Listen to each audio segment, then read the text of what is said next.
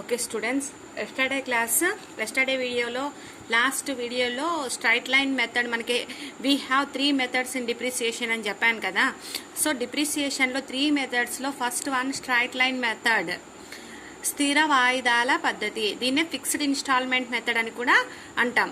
అంటే ప్రతి సంవత్సరం ఒక మిషన్కి తరుగుదల రేటు అనేది స్థిరంగా ఉంటుంది ఈ మెథడ్లో అని చెప్పాను.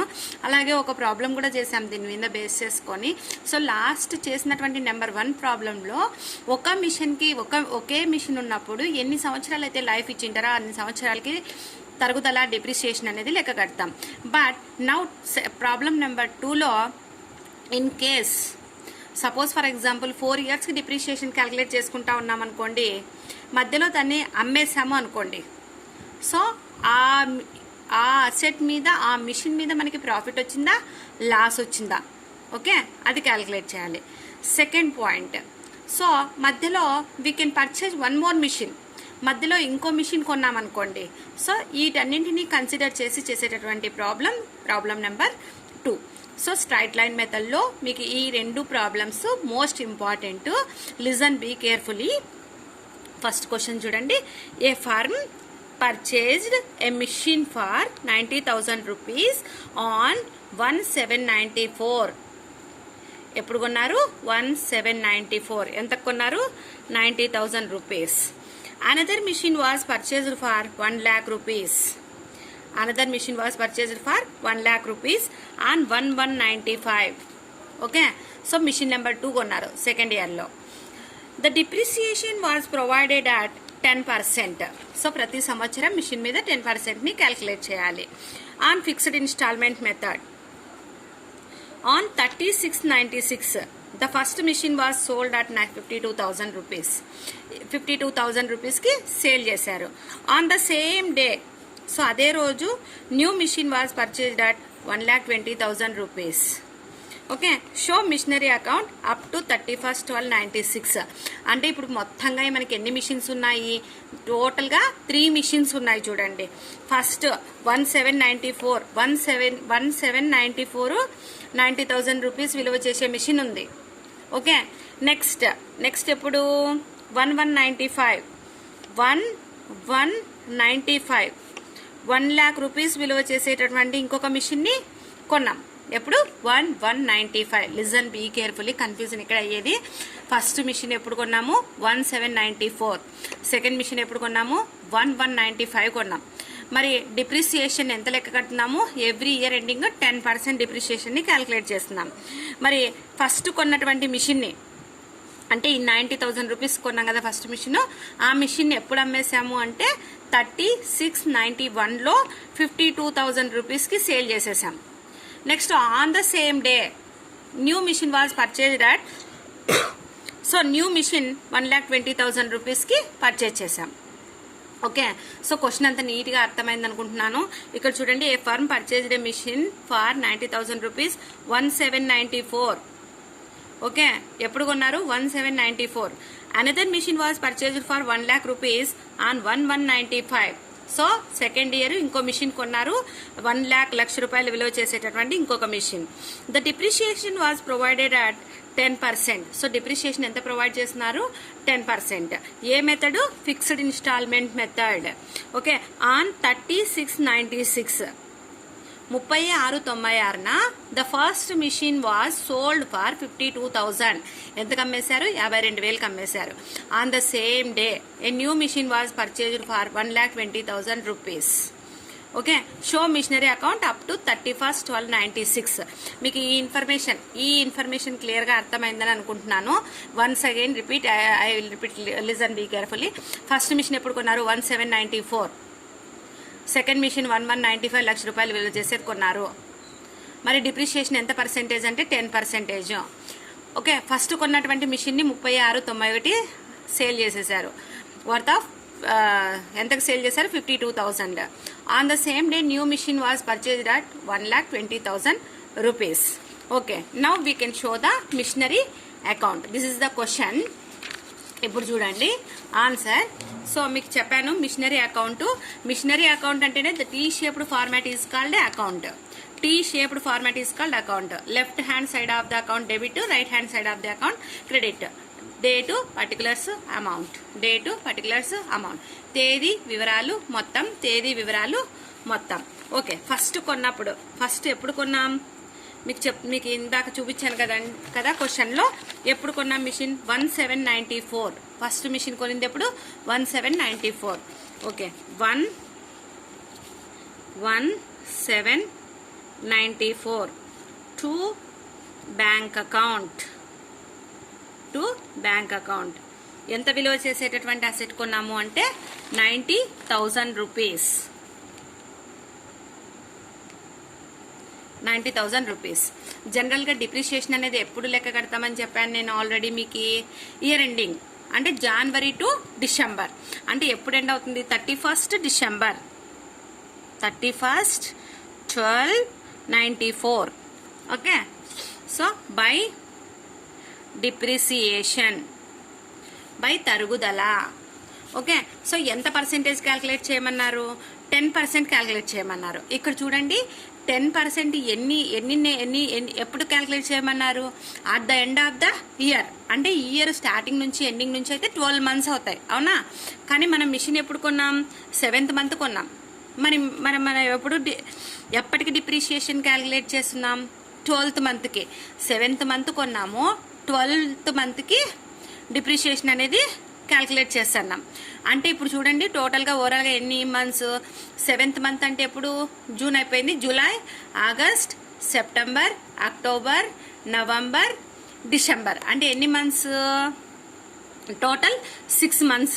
అంటే ఇక్కడ చూడండి 90,000 రూపీస్ ఇంటూ ఎంత పర్సెంటేజ్ డిప్రిషియేషను? 10/100. ఇది చేసినాము అంటే టోటల్గా 12 monthsకి క్యాల్కులేట్ చేసామని అర్థం. But now we have only 6 months.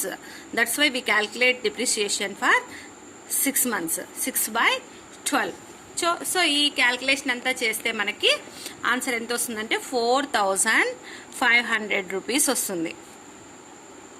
Okay, depreciation 4,500 rupees. Okay, ఈ ఇయర్లో మనం కొత్తగా కొన్న మిషన్స్ కానీ సేల్ చేసిన మిషన్స్ కానీ ఏవి లేవు. సో బ్యాలెన్స్ చేయాలి. ఎటువైపు ఎక్కువ ఉంది? ఇటువైపు ఎక్కువ ఉంది కాబట్టి 90,000 రూపీస్. సో ఈ అమౌంట్ ఇటువైపు కూడా వేసేసేయాలి, 90,000 రూపీస్. ఈ 90,000 రూపీస్లో నుంచి 4,500 రూపీస్ లెస్ చేస్తే 85,500.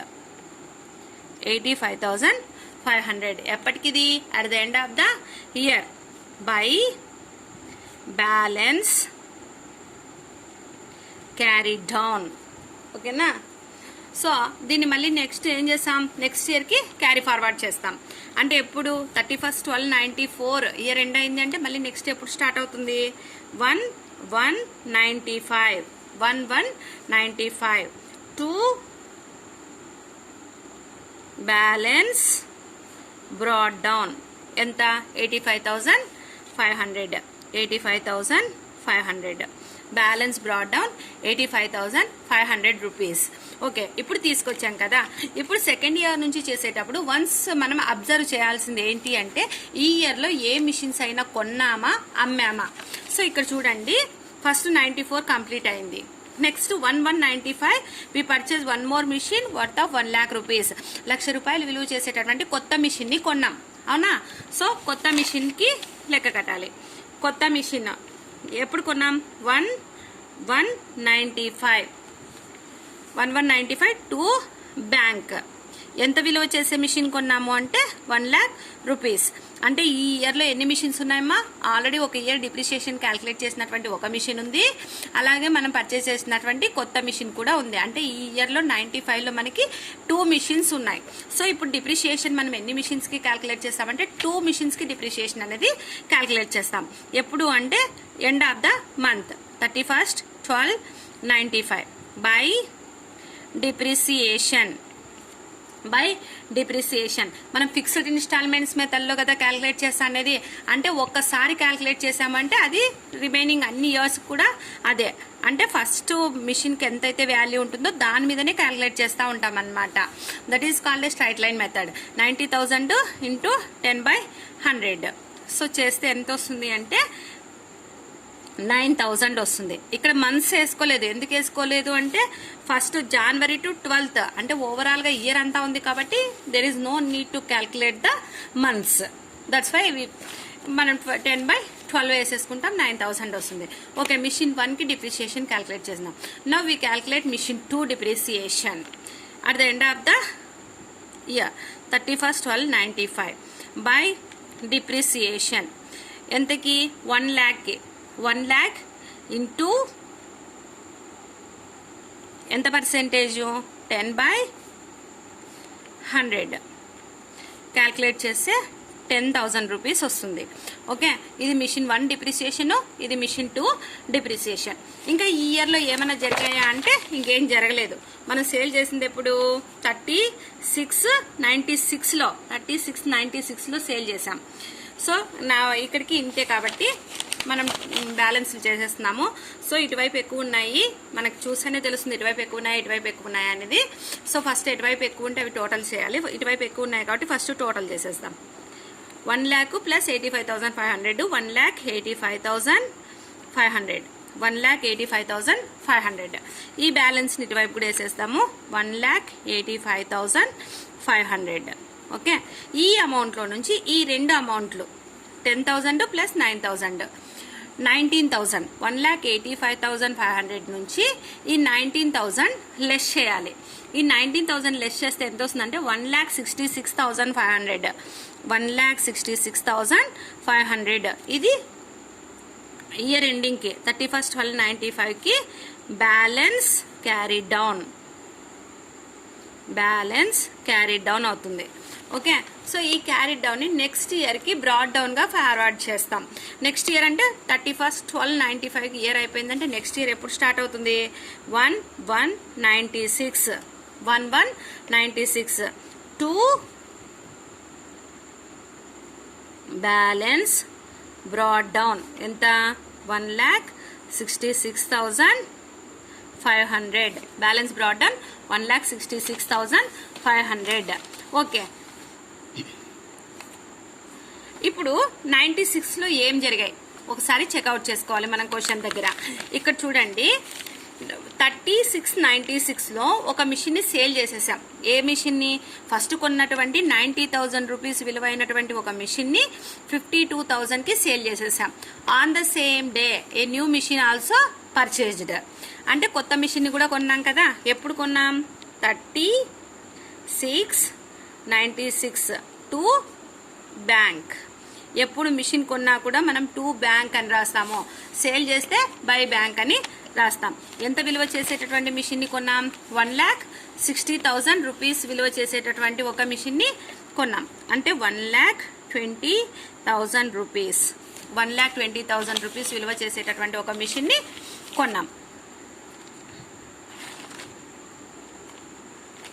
సో ఇక్కడ సేల్ కూడా చేసేసాం. ఎప్పుడు సేల్ చేసాం 3696 పర్చేజ్ చేస్తే టు బ్యాంక్ వస్తుంది, సేల్ చేస్తే బై బ్యాంకు అని వస్తుంది.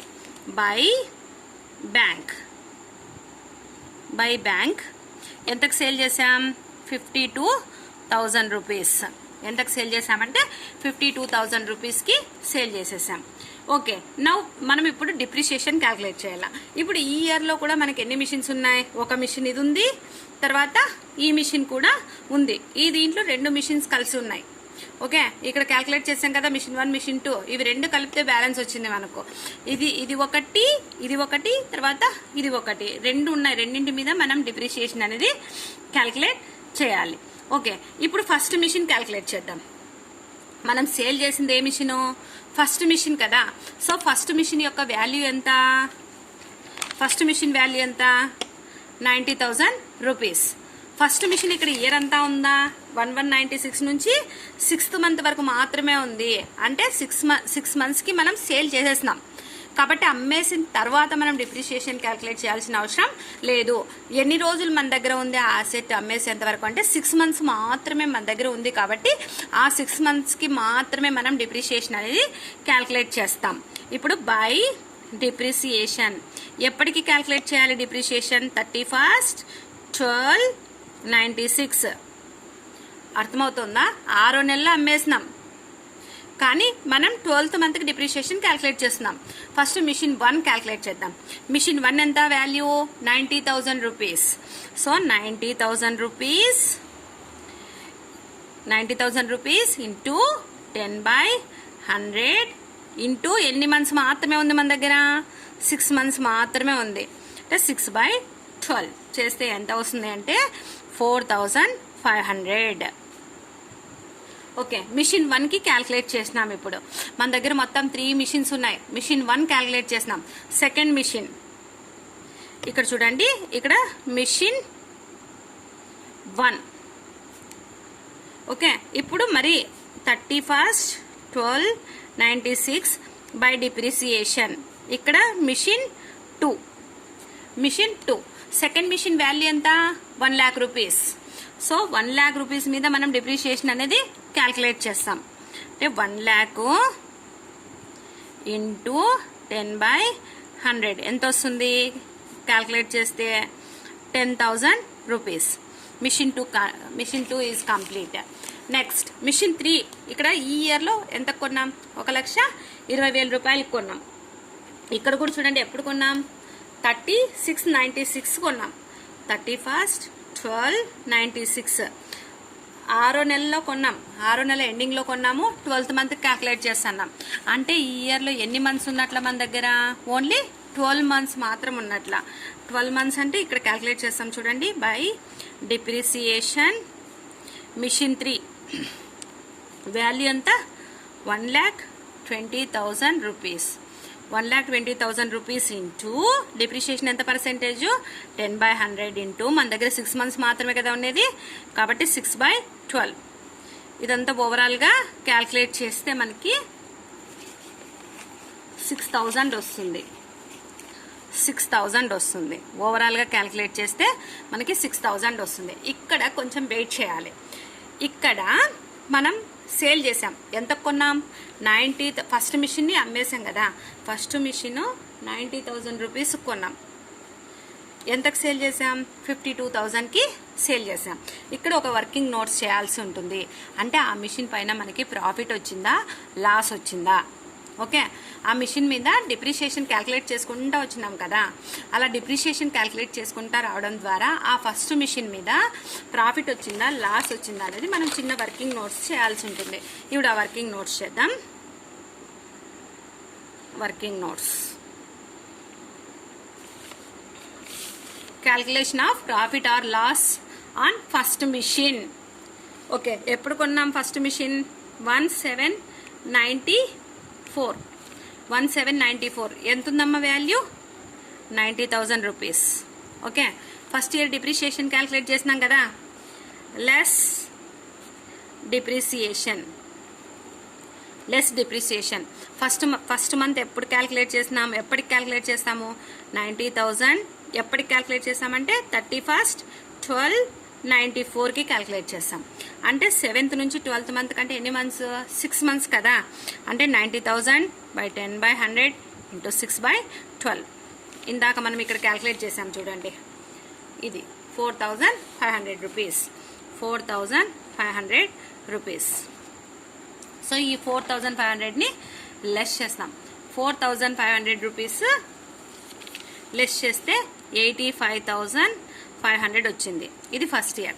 నెక్స్ట్ సెకండ్ ఇయర్ మనం ఫస్ట్ మిషన్కి మాత్రమే క్యాల్కులేట్ చేయాలి. ఎందుకంటే మనం ఫస్ట్ మిషన్ని సేల్ చేసాం ఎప్పుడు? 36/96లో.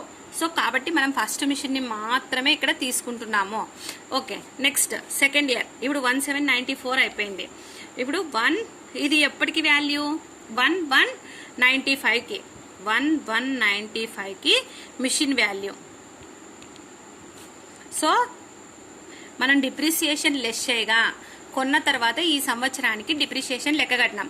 డిప్రిషియేషన్ లెక్క కట్టగా 1195కి 1195కి మిషన్ వాల్యూ ఎంత ఉంది అంటే 85,500 ఉంది. ఓకే, ఇప్పుడు మళ్ళీ డిప్రిషియేషన్ లెక్క కట్టాలి కదా మనం 31/12/95కి. ఇక్కడ చూడండి 1 నుంచి 12 వరకు అంటే ఓవరాల్గా ఇయర్ అంతా ఉంది. డిప్రిసియేషన్ ఎంత? డిప్రిసియేషన్ మనం ఫిక్స్డ్ ఇన్స్టాల్మెంట్ మెథడ్లో చేస్తున్నాం కాబట్టి ఫస్ట్ ఎంత అయితే మిషన్ వాల్యూ ఉంటుందో దాని మీదనే లెక్క కడతాం. క్యాల్కులేట్ చేస్తే 9,000 రూపీస్ వస్తుంది. ఇప్పుడు ఈ 85,000లో నుంచి 9,000 లెస్ చేస్తే 76,500 వస్తుంది. ఇది ఎప్పటికి మిషన్ వాల్యూ? 1196కి మిషన్ వాల్యూ, 1196కి మిషన్ వాల్యూ. కానీ మనం డిప్రిషియేషన్ ఇక్కడ చూడండి 96లోనే కదా మనం అమ్మేసింది. ఏ నెలలో అమ్మేసినాం? 6వ నెలలో అమ్మేసినాం. ఓకే, సో 6వ నెలలో అమ్మేసినాము అంటే ఎప్పుడు అమ్మేసినాము? 36/96. సో 6వ నెలలో అమ్మేసినామంటే మనం అమ్మేసిన తర్వాత డిప్రిషియేషన్ అనేది లెక్క కట్టాల్సిన అవసరం లేదు. మన దగ్గర 1 నుంచి 6 వరకు ఉందంటే ఆ మిషన్ ఎన్ని నెలలు ఉన్నట్ట? 6 మంత్స్ ఉంది. అంటే మనం ఇప్పుడు డిప్రిషియేషన్ అనేది 6 మంత్స్కి మాత్రమే వాల్యూ కడతాం అనమాట. 90,000 ఇంటూ 10/100 ఇంటూ 6/12 చేస్తే మనకి 4,500 రూపీస్ వస్తుంది. 4,500 దీంట్లో నుంచి లెస్ చేస్తే మనకి 72,000 వస్తుంది. అంటే ఇప్పుడు ఈ మిషన్ వాల్యూ ఎప్పటికి మనం ఎప్పటికి లెక్క కట్టినాం? 36/96కు మాత్రమే లెక్క కట్టినాం కదా. అంటే 36/96కు మిషన్ వాల్యూ ఎంత ఉంది? 72,000. అంటే అమ్మేటప్పటికి మన ఒరిజినల్ మిషన్ వాల్యూ 72,000 ఉంది. మరి సేల్ చేసాం ఇప్పుడు, మైనస్ సేల్స్. ఎంతకు అమ్మేసాము? ఇక్కడ క్వశ్చన్లో ఉంది చూడండి. ఎంతకు సేల్ చేసాం? 52,000కి సేల్ చేసేసాం. 52,000కి అంటే మైనస్ 52,000. ఇక్కడ చూడండి ప్రాఫిట్ వచ్చిందా లాస్ వచ్చిందా మనకి క్లియర్గా తెలుస్తుంది. చూడండి యాక్చువల్గా మిషన్ వాల్యూ ఎంత ఉంది? 72,000 ఉంది. 72,000 రూపాయల విలువ ఉన్నటువంటి మిషన్ని మనం 52,000 రూపాయలకి అమ్మేస్తున్నాం. అంటే మనకి ఇప్పుడు ప్రాఫిట్ వచ్చినట్ట లాస్ వచ్చినట్ట?